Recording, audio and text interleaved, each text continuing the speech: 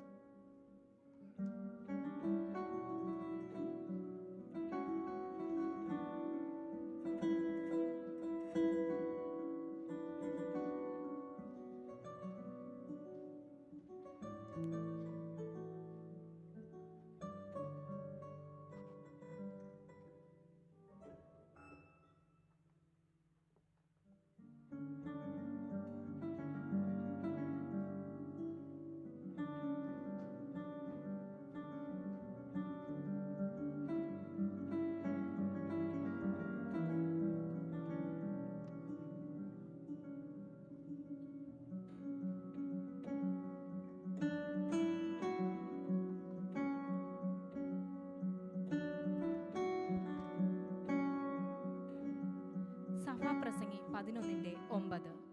യൗവനക്കാര, നിന്റെ യൗവനത്തിൽ സന്തോഷിക്ക. യൗവനകാലത്തിൽ നിന്റെ ഹൃദയം ആനന്ദിക്കട്ടെ.